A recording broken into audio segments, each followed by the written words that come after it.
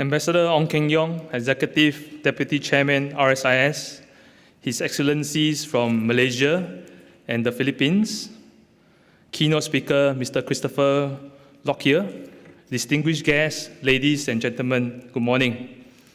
It's my great pleasure to welcome everyone to the third edition of the RSIS RHCC Humanitarian Futures Forum. Thank you for taking time off your busy schedules to attend the HFF this year, especially to our friends and partners who flew to this part of Southeast Asia. Welcome to Singapore. Ambassador Ong and I greatly appreciate all your presence here today at HFF 2024. This forum is motivated and founded on the need to transform humanitarian action.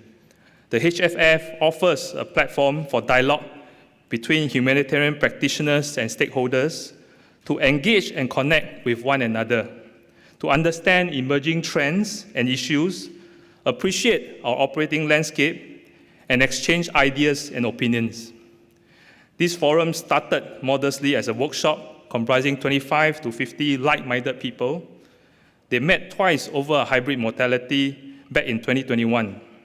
The feedback on this platform for humanitarian dialogue was encouraging. So when the world was recovering from COVID-19 in late 2022, we organized the first HFF over one day, attended by about 100 people. Last year, it was about 120 people, also over one day. This year, about 160 over 2 days. We are certainly encouraged by the increasing participation. 20 years ago, in 2004, marked a watershed in humanitarian assistance and disaster relief operations. The Boxing Day tsunami triggered an unprecedented mobilization of humanitarian assistance from both civilian and military entities around the region and the world. It was a wake-up call on the need to enhance and strengthen the HADR ecosystem. In the last 20 years, civilian and military entities have innovated and improved their systems, structures, and capabilities to be prepared, to anticipate, and to respond to natural disasters. They have also learned on the growing importance and imperative to collaborate with each other. Numerous natural disasters continue to devastate countries around the Pacific Ring of Fire. Civilians and militaries have persevered on as best as they could. They mitigated the impact of natural disasters with more proactive disaster preparedness and capacity building initiatives, and alleviated human suffering and infrastructure destruction with more effective disaster response operations. Going forward into the next 20 years, the humanitarian and disaster relief space will continue to be challenging. The climate change crisis will result in more frequent and severe natural disasters. Geopolitical shifts and dynamics and the evolution of the digital and information space will generate more fog and friction in our operating environment.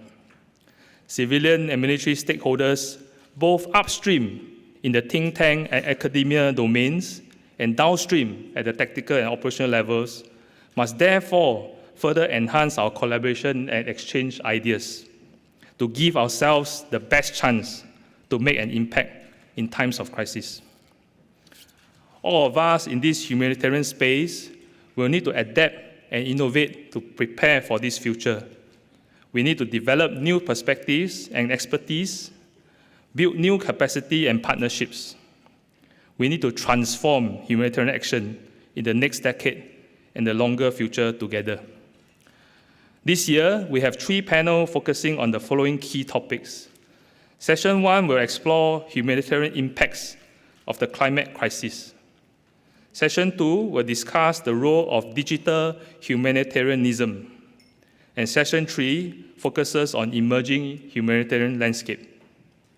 With the wealth of expertise and experiences of our distinguished speakers and moderators, I'm confident that each of you will have an enriching, engaging, and purposeful forum this year. To conclude, I wish to acknowledge the splendid work by the RSIS team led by Dr. Alistair Cook in partnering Changi RHCC to organize the HFF this year, as well as in the curation of our book with our esteemed writers. This book, titled Disasters and Humanitarian Action, commemorates the 10-year anniversary of Changi RHCC, and more importantly, provides regional and global perspectives from the last 20 years since 2004. We hope this book, just like the HFF, provides guideposts to transform humanitarian action for the future. I wish all of you a wonderful day ahead. Thank you.